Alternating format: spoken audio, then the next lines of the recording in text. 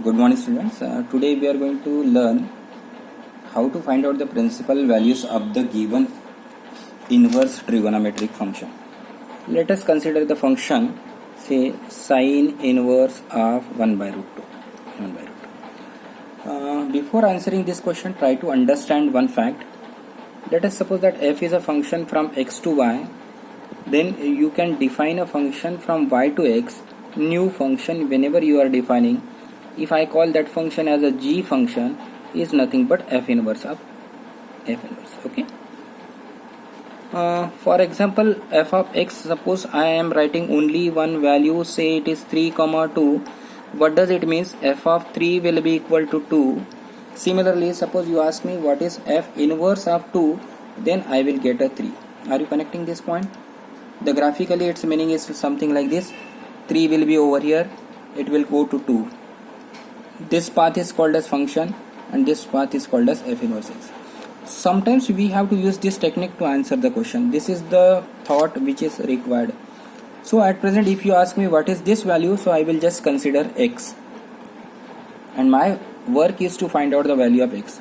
Now if you apply this approach, f of 3 is equal to 2, f inverse of 2 is equal to 3, then I can write f of 3 is equal to. So similarly from here I can come and get the answer sin x will be equal to 1 by root 2. Now everyone is aware of solving the trigonometric equations. Now sin x is equal to 1 by root 2, then if you remember your class 11th, it can be written as sine of pi by 4. Sine of pi by 4. Do you remember? Then this remark is there. Sin x is equal to sine of alpha. Then x is equal to n pi plus minus 1 raised to power n, and over here it is alpha. Similarly, if you look at this expression, then x will be equal to n pi as it is plus minus 1 raised to power n, and over here I should write pi by 4. Now this is nothing but a general solution of trigonometric equation. You know how to get the particular solution. You just keep on changing the values. Suppose n is equal to 0. So this will be 0 and you will get x is equal to pi by 4. If n is equal to 1, you can get another answer. X is equal to pi minus pi by 4, and this is nothing but 3 pi by 4. If n is equal to 2, you will get one more value. There are so many values in trigonometric function. Now my question is how to identify the correct answer. If you see the graphs of the inverse trigonometric function, we have seen that there are many possible answer cannot be correct. So for that, what you should recall? You should recall the domain and the range of the sine inverse x. Now look here, whenever you are answering sine inverse x, your answer should lie between minus pi by 2 to plus pi by 2. So out of these three, this is not lying between them. This is also not correct. Only this value is correct. So the answer of the question will be nothing but pi by 4. Next question. Say it is cos inverse of minus root 3 by 2. I want to find out this. What I told you, you consider this is as x. Therefore, cos of x is equal to minus root 3 by 2. Now, this value you should know when cos become minus 3 by 2, root 3 by 2. So if you want to answer this question, then this is to be known to you. When cos becomes minus, so cos becomes minus root 3 by 2 at 5 by 6 in the second quadrant. Now how is the link? You should remember this. Cos x is equal to cos of alpha. Then x is equal to 2n pi plus minus alpha. Do you recall this remark? Now here in the above question, what will happen? X becomes what? 2n pi plus minus 5 pi by 6, because alpha over here is like this. So if you put n is equal to 0, you have a two answer. N is equal to 0. It will be 5 by 6 or minus 5 by 6. Are you getting? Suppose n is equal to 1. Then it will be, this is pi plus 5 pi by 6, pi minus 5 pi by 6.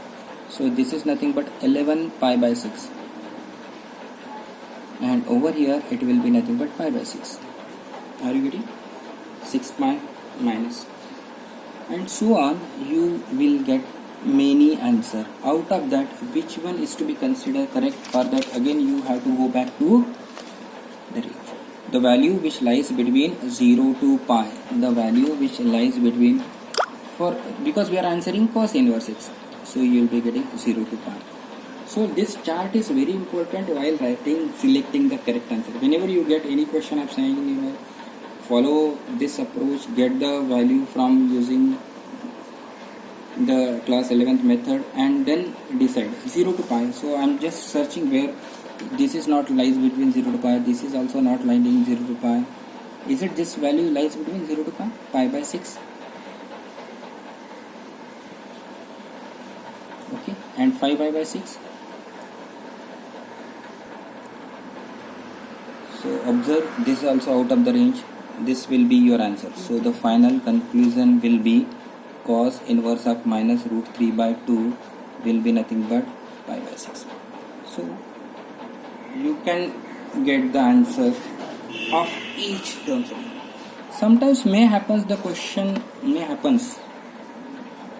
question can ask like this: tan inverse of 1 2 tan inverse of 1 plus 5 cosec inverse of 2. Now how to answer this question? Let us consider the two separate questions. Try to find out tan inverse of 1 separately. Similarly, try to find out cosec inverse of 2 separately. You will get some values over here. Then this 2 will be as it is. Suppose this value is coming x, so it will be 2x. X will be certain angles minus 5.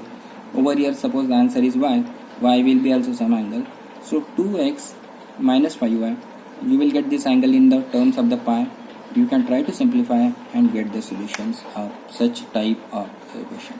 So this is one of the method of finding the principal values of inverse trigonometric function. We have another approach also.